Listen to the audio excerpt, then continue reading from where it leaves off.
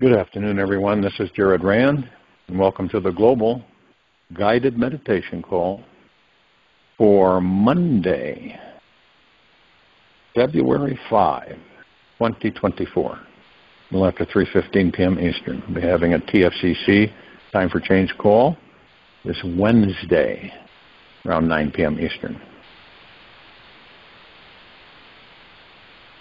We have a massive amount of thoughts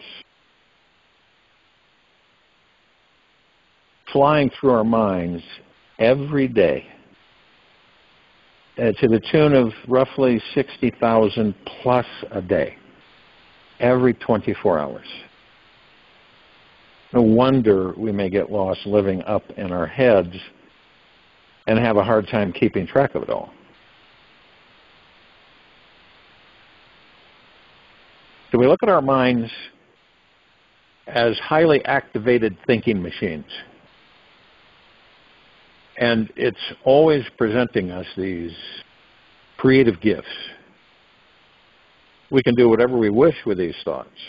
We can ignore them, welcome them in deeper, invite them to flow in stronger, store some of them away in our subconscious closet, or have fun unwrapping one delicious thought after the other, savoring each one thoroughly. And it's a choice that we make. Most of us are oblivious that we have that many thoughts running through our minds, our heads.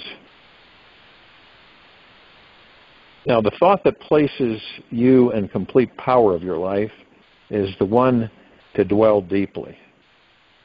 The concept which opens our mind up to this universe of new possibilities is the one which needs to be adored and cherished all day long.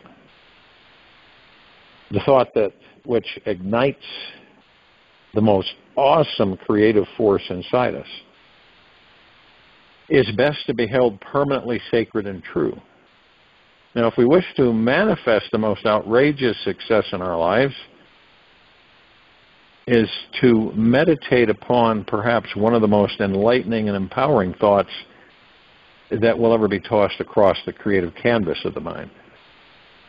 The thought I'd like to play with this week is that you are the highest authority in your life. This thought means that there is nobody and no thing outside of you who has more power than you. You are the creator of your destiny, and you are constantly manifesting the reality you see, smell, taste, touch, hear, and experience around you. Whatever direction and dimension you're placing your attention, in each micro moment is what you are seeing, experiencing, manifesting more of. What's amazing is that all these thoughts appear and disappear continuously out of a source of pure awareness. Everything that you want or don't want is being created within this energy of awareness inside of you right in this very moment, right now. And whatever you focus your mind upon will grow in energy and frequency.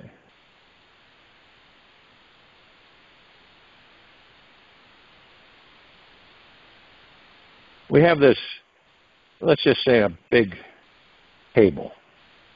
And the table, we have all these puzzle pieces scattered all over the table. Any of you have done a puzzle know this. You got all these pieces, some are upside down, some are face down, all over the place. And you're putting together a picture. And there's no reason to strain yourself to understand all of this life's mysteries at once. So you accept each one as it comes and fit it into the jigsaw puzzle, knowing that bit by bit each piece will be shown to you and will fit into place perfectly. Become like an empty vessel ready to be filled. I think kidding. Everything in this life is multidimensional, multisensual. This means there are many more layers and levels to explore after we scratch the original surface. If we peer with an electron microscope into a drop of water, we will find layers of complex and unexplainable miniature worlds within each deeper world. The great mystery of this life multiplies, deepens, and expands the further we peer down that proverbial rabbit hole. The same applies when we meditate on the concept that we are the ultimate authority of our reality.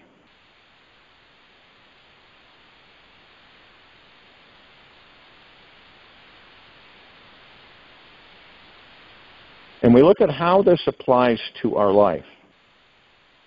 And then notice how this little exercise of doing this shifts your experience of being alive. When we initially meditate upon this idea for the first few days, we may have a variety of random responses. You may notice your mind rejecting it, denying it, trying to ignore it, or making up a dozen reasons explaining how and why you truly are not the ultimate authority of your reality. That's the challenge that we're faced with, because the mind's constantly telling you, you're not powerful. You know, you're not an authority of your life. You got all this other stuff that's authority of you. You're not. Or if you were, it would be different. And this is through the mind, and this is what the mind does. You could start off by saying, I am the ultimate authority of my life. I'm the ultimate authority of my reality. That so many of us get caught up in the old belief patterns that prove this idea to be completely wrong. So our minds also surmise that we understand the idea completely and that there's nothing further to learn from it. We could also stop everything we're thinking and surrender ourselves completely to this super potent, juicy idea and soon discover a plethora of hidden realms and enlightening paradigms within ourselves which we never knew existed. Many of us have been conditioned and programmed for so long that we fall under and into what? The mind's control over us.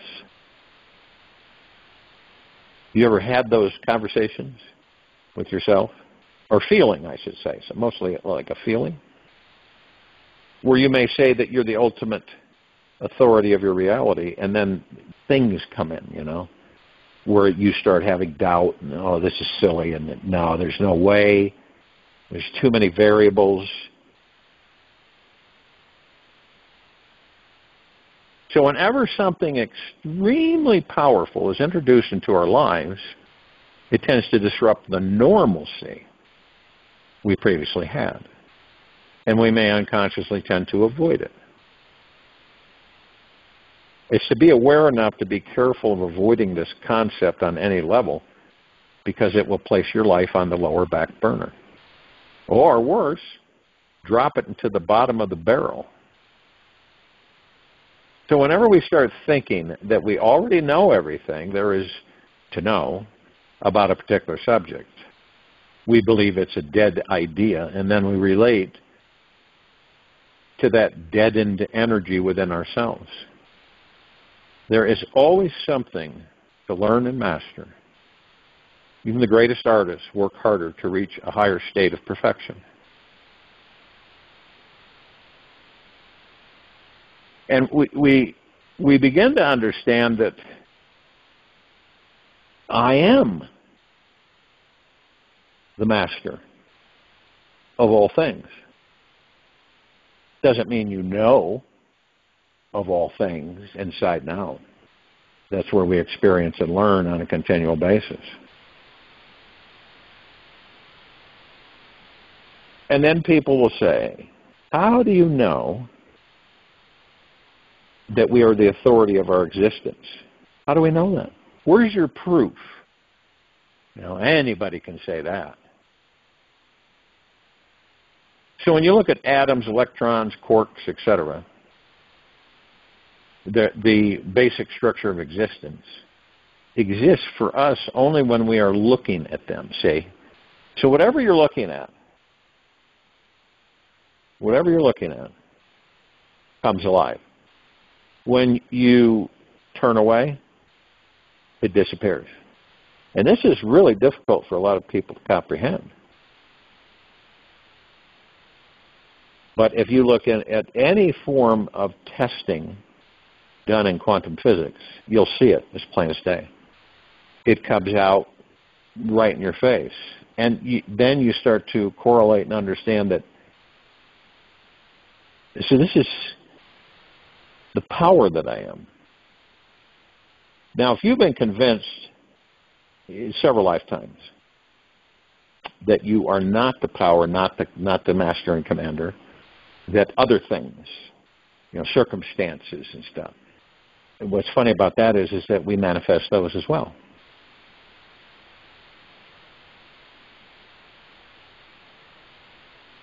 But to know that and to embrace it is another story, because many of us don't, because we fall under the direction of the ego mind.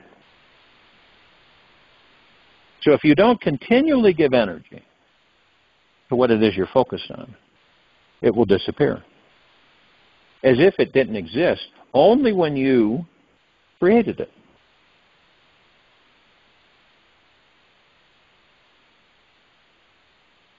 But that the big tug of war is the head. It will intervene because of our programming conditioning. It'll intervene and cause us to have doubt, wander off into tomorrow where we have suffering, or into the past where we have suffering. So even if you know that by staying in the now you will not suffer,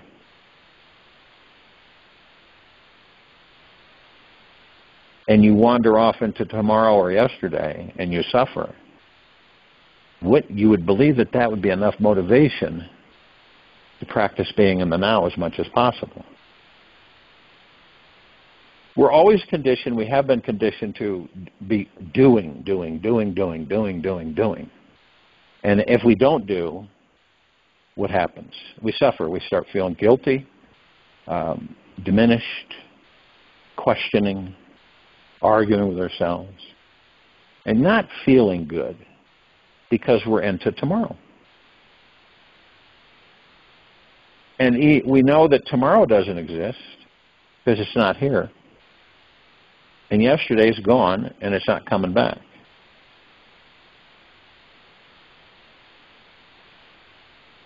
Now it's different when we reflect, our lives. We look back and look at certain things that come up out of the clear blue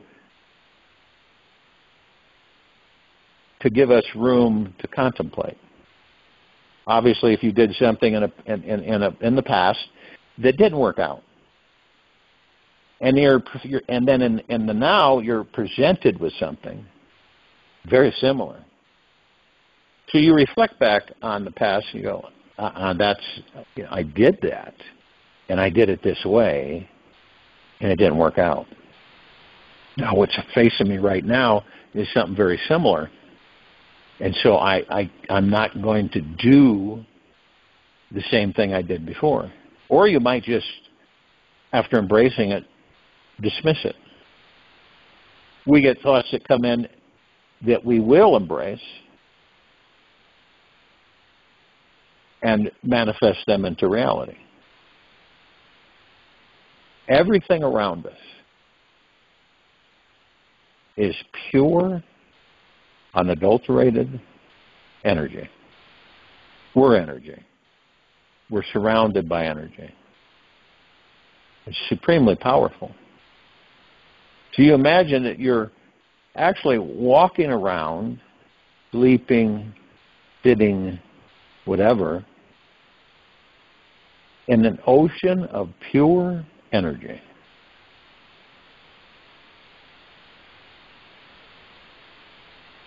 Which means that you can direct that energy by focusing your thought on that energy, using it to manifest energy into form so that you can experience it in your reality. All of us have this power. No one's bigger, better, more powerful, more tricky, whatever. We're all one. And each of us can create anything. There's nothing, anything's possible. Now you would believe that, okay, so that understanding's there. Then why isn't everybody manifesting their dreams, their heart's desire? Why are so many people worried, stressing, and fearing? It's easy for us because we've been programmed and conditioned to look in that direction. So when we look in that direction, we begin to manifest. And when we manifest what? A lot of the times, we manifest suffering. And all suffering means is that you worry, you stress, you fear. You have anxiety, doubt of yourself, and doubt of the universe, doubt of everything. But also you want it, but you doubt that you have the power to manifest it. And that's the interference of the ego mind. So doesn't it make sense that we focus on watching the ego mind so we can learn from it? And then when the ego mind comes in, we identify it. We know. And it will show us all kinds of thoughts. And sometimes we'll look at these thoughts, not ignoring them. We'll look at them and determine for ourselves, is this something I want to bring into reality for me? Let's take a good look at it. And you may find that, no, it isn't. So you don't focus on it and it disappears.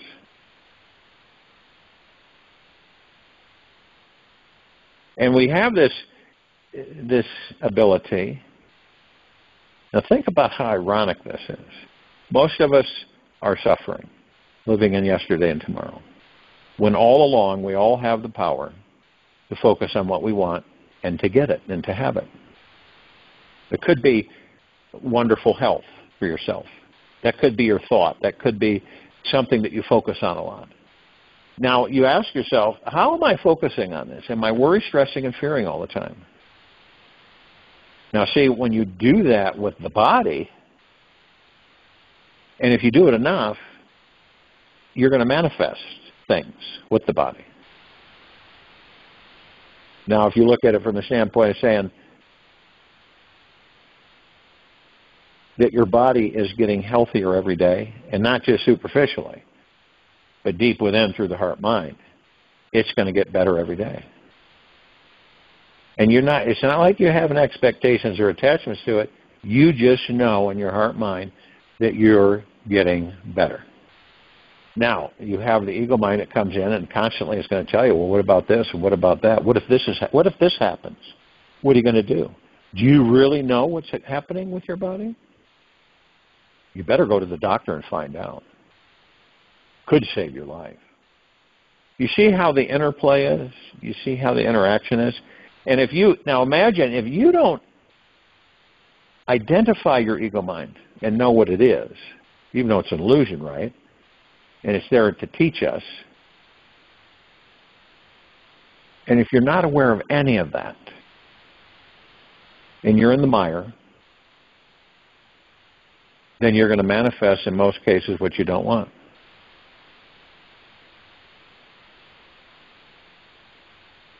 And being confident in oneself through the heart-mind is not arrogance. It's a knowing. It's not a bragging thing.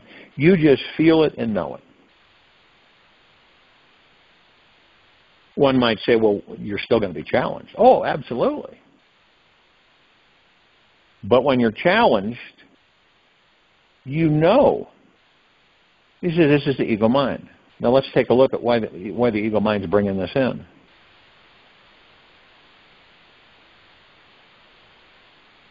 You say to yourself that this is something that I want in my life, right? And then the ego mind works on you and says, no, you really don't need that. And then adds all the what-ifs and adds all the other things and the unknowns. And before long, it's gone because you've shifted your focus onto something else. Excuse me, I'm not going to pay attention to that. It isn't, on one hand, it seems intricate and complicated because the civilization complicates everything. It can't. How many times have you yourself in this life said to yourself, it can't be that easy. There's just no way it could be that easy. And then the ego mind comes and says, what's the catch? Some friends of mine years ago did an experiment. And they took a Rolls Royce, brand new one, and they parked it on one of the streets in the city. And so they came up randomly to a person and said, I want to give you something. And the person says, you don't know me. Why would you want to give me something? Because we do. Well, what do you want to give me? See that Rolls Royce over there? Yeah. That's yours.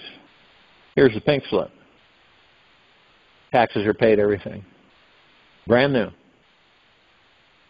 Now, how many of us, because we've been so conditioned with this society, are going to say, what are we going to think? What do you think we'll think? Something's not right. Nobody gives this kind of a gift away to a random stranger. So then you verbalize to the gifter and you say, what's the catch? What's wrong with the vehicle? Did you truly buy it? Is it hot? Or was it stolen? What are the attachments? The unknowns, right? Now let's say that it had a lifetime of maintenance paid for. So there wasn't really anything. Insurance all paid up for the life of the vehicle. Okay? So there wasn't anything that the only responsibility that you would have is to drive it. That's it. But the uncanny thing, you know how many people they went through before someone finally accepted that gift? Over 100 people. Randomly. Most of them just said, no, I don't want anything to do with it. No, no, thank you, no, thank you. And just kind of hurried off. Some just grilled the people, grilled them. You know, wanted their names and phone numbers and everything before they had even accepted the gift. Even though they provided the documentation across the board. One individual said, how do I know that's not forged? How do I know this is not a trap or it's all fake? You see how tainted we've become as a people because of what we've manifested for ourselves throughout this life.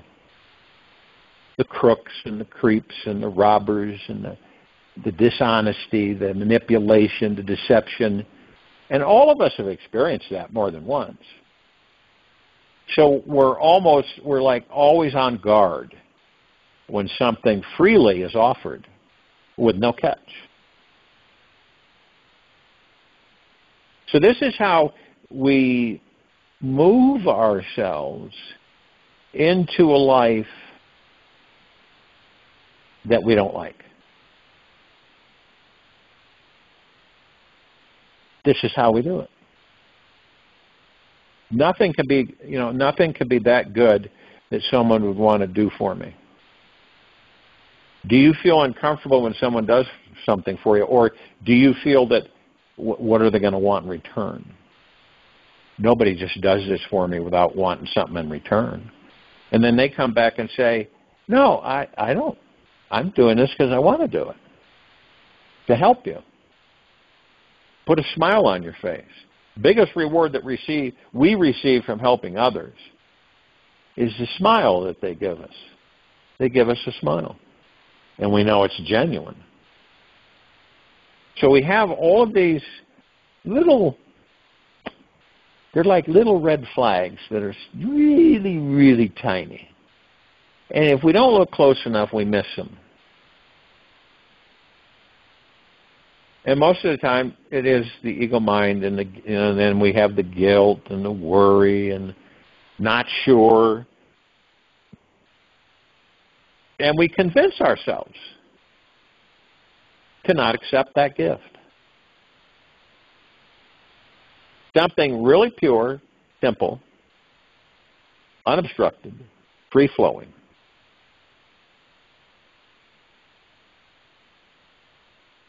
It is amazing, isn't it?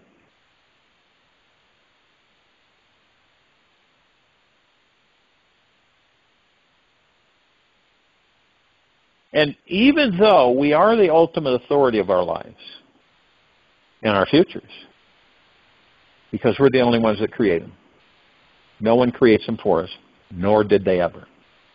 But we believe that there's something else that played a role outside of us that's doing all this to us. And through the years, I've interviewed numerous people who felt that way, that life was out to get them. You know, it didn't like them, and that they were being punished on a daily basis. And the funny thing is that that's what they were focused on, and that's what they manifested. Now, if you were to share with another that, have you ever thought about, like you're asking them, have you ever thought about the fact that maybe it's, since you're so powerful of a being, maybe it's you that's manifested all this?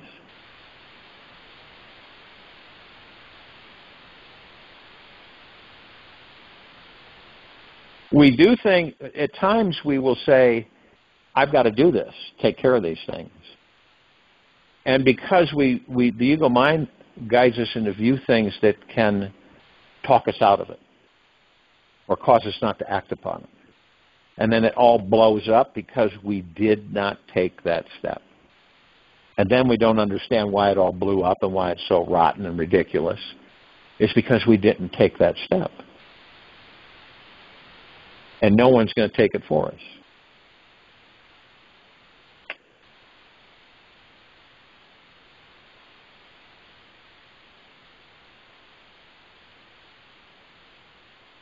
So being the grand master and ultimate authority of our reality is not actually a decision or responsibility that we can create, lose, drop, or find one day destroyed. In the purest form, it is our natural essence and our true inherent nature.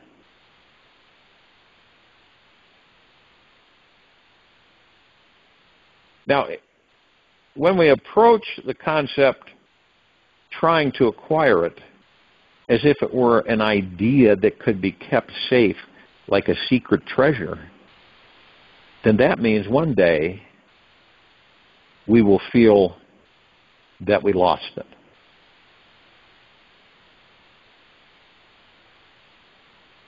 How can we acquire what we actually are? Or lose connection with the source itself?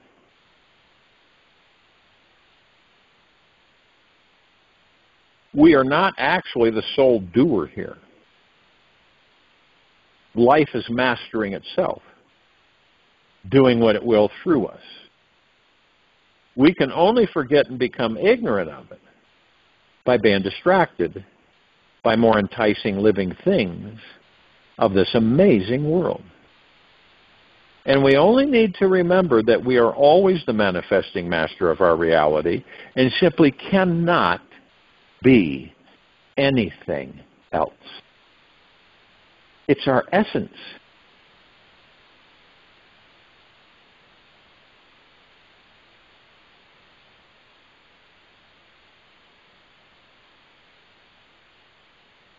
Now, for example, if you're not the authority of your life, then who are you?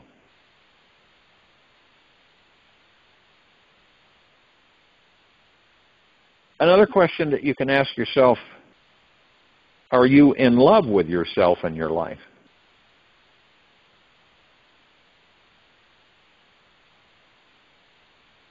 What's your relationship with the idea of being empowered conscious being?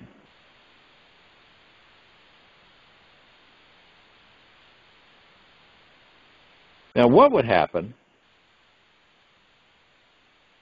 if you started interacting with everyone in your life from this reference point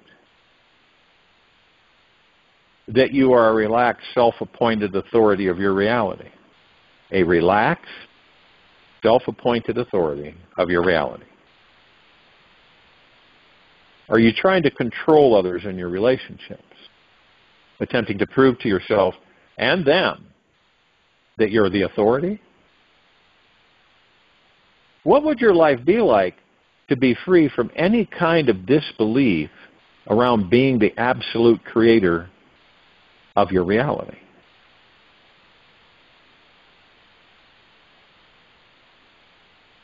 Now, if and when you ask yourself, why are so many people not living this radiantly alive, self-mastered existence, you may find a lifetime of questions that soon follow. We have only imagined that we are powerless and fearful.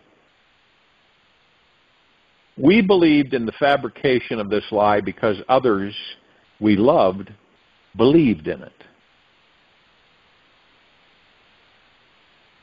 We have also had entire lifetimes of victim-like karma that says we are not responsible for creating every detail of our reality. It's from these powerless spokes of our karmic wheel that cause all the suffering in our lives. Once we can digest the truth that we are the center, the source of pure consciousness itself, that knows no failure, is totally timeless, transcendent of pain, beyond space, and free from all limiting beliefs, that we discover our spiritual doorway to total freedom.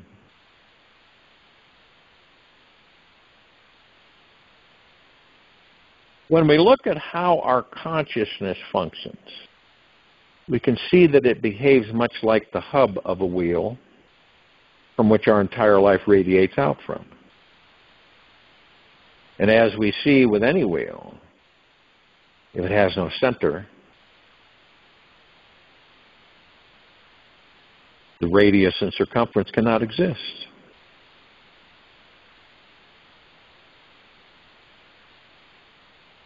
We are this center.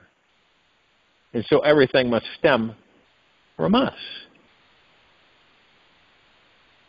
Now, radiating out from the center are the spokes of the wheel, our thoughts and feelings.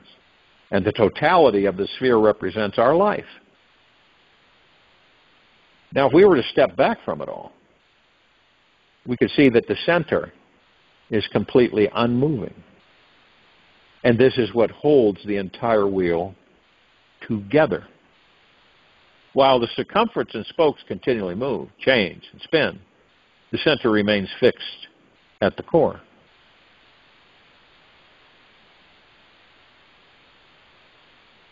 How can we see things changing around us? The only reason is because our center is unmoving. Now, if the center was moving, everything would appear to be still. We need a solid reference point or point of view to see movement in action. We are the unmoving source that is divine perfection, that never changes. And thus, we are always influencing that which is around us. We are this fixed central sun, the source of creativity, creating our lives in each moment by itself. We are a purely radiant, infinite energy who is inventing everything around it in all directions.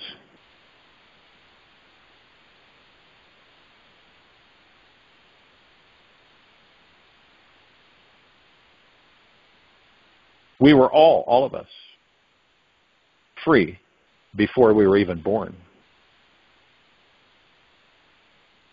Our consciousness has always been continuously creating some version of reality, whether we're aware of it or not. Think about all the amazing things you've forgotten throughout the journey of your life. When we can remember what is vitally important, we return to our life purpose and mission. And when we are aware that we are the ultimate authority of our every moment-to-moment reality, we are spiritually awakened and have a greater ability to control and decide which direction we want this life to go. Through simply realizing we are the ultimate authority, we are free. Otherwise, our life acts a lot like a sailboat without a keel or a rudder, and our destiny is blown across the sea by the random yet highly intelligent direction of the wind. This is crucial to understand that so many of us feel like we have to, be important, feel to be powerful, adored, viewed, feared.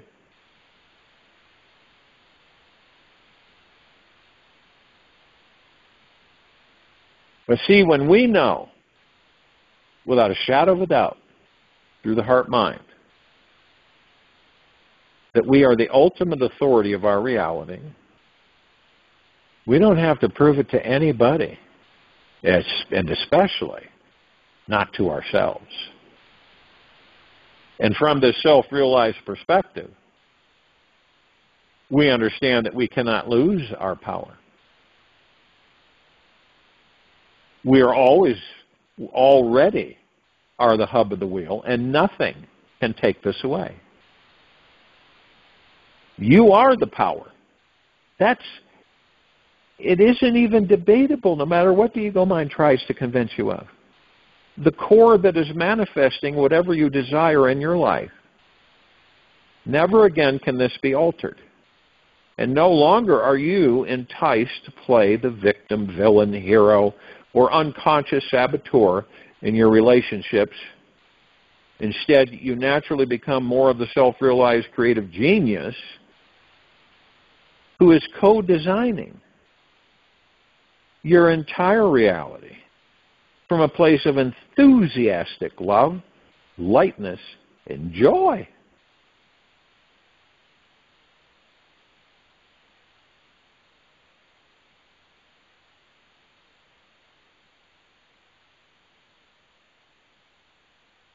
One who knows the self has nothing more to do, nor has he any more thoughts. From then on, the infinite power will carry out all further actions that may be necessary for him, or Monivation. We are the supreme rulers of our inner world. This is our territory. And when there is no more small you to be hurt or lost, then you are truly free. Then you no longer have to unwillingly cross over another treacherous ocean of fear, pain, agony, separation, or lack to find that central paradise of calmness inside your heart and soul. When the ego is lost, the soul is found. And your thoughts no longer have power over you anymore. And when you truly realize who or what is that force which is always ultimately creating your reality, and that you can never, ever be separate from that again, then you claim your sovereign birthright to master this life in all its dimension and form.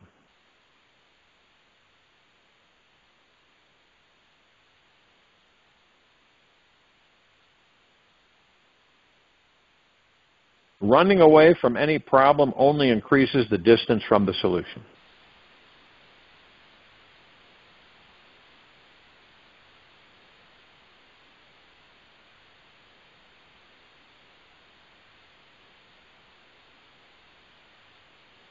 In this vast pool of consciousness that we all are of, inside us and surrounding us, there's three types of thoughts we can choose from: the positive, the negative, and the neutral slant to them, yet are just less fiercely opinionated. The negative thoughts are the clinging type, where the body holds physical tension and the breath is shorter and controlled. The mind is grasping on in fear, thinking that our ideas, life circumstances, and belief systems must be a certain particular way and not any other way if we are to survive. Positive thoughts, however, feel more liberating and mind expansive, abundant, and healing to the body. There's an instant appreciative vibration and sensation of gentleness, confidence, peace, and warmth around the heart. And the reason I'm explaining the obvious is because we don't often realize what type of thinking we are dwelling in. And the moment we become aware, it gives us a chance at becoming truly free.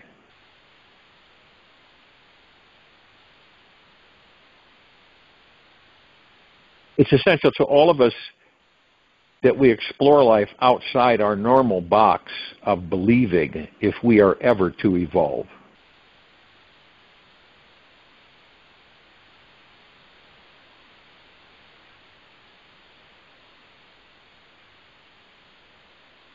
Now, the path to enlightenment, which is quite interesting, can be found within both realms of positive and negative thinking. It is always more effortless than what we've been told.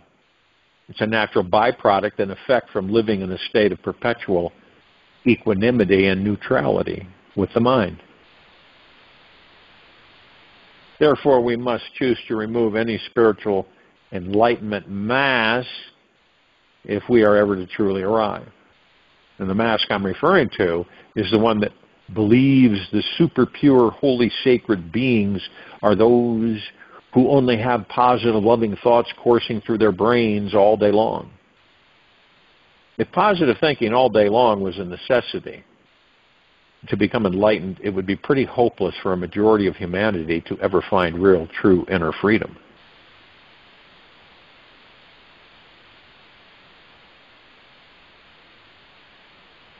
When it comes to enlightenment, positive thinking can help us arrive at freedom just as much as negative thinking. Both sides of the coin are needed for us to find the edge, where the mind is dropped and the real freedom abides. So we may decide to use the positive front door, or perhaps sneak in through the negative basement window. Both doors to freedom go to the same place, allowing us to step into our enlightened home. And when we arrive in the burning hearth, the fire of awareness, we simply want to rest and relax into that cozy, healing nest. The blissful feeling of freedom naturally arises from sitting in front of that fire of awareness. We can then see the negative and positive thoughts come and go. Yet the fire of pure awareness remains the same. Join you in the meditation, and I'll return to close us out.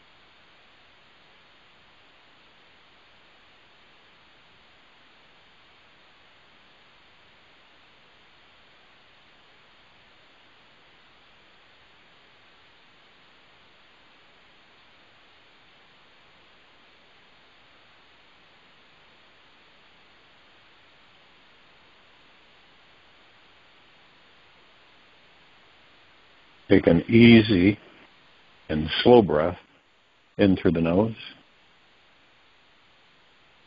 and then easy and slow breath out from the mouth.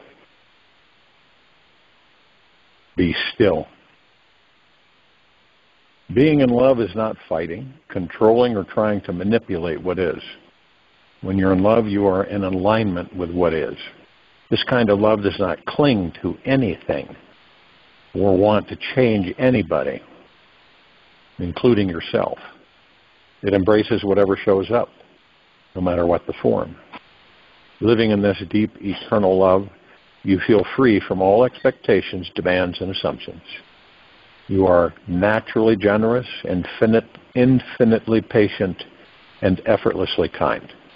This kind of love is not far away from any of us. You will find this divine state of pure being the very moment you let go of it all and relax into yourself completely. It's time to celebrate, because this amazing love is already here. It is inside every cell in our bodies. Get ready to start living your dream life this year by saying yes to love. Take this with you for the rest of the day, into the evening and night and the following morning. We will return here Tuesday, February 6th, 2024, 3:15 p.m. Eastern, to continue our global guided meditation call. Be gentle, kind, generous, and humble with yourself at all times. Be in the highest of the highest high, deepest of the deepest deepest, purest of the purest purest. Eternal gratitude at all times, no matter what is happening outside of you or inside of you.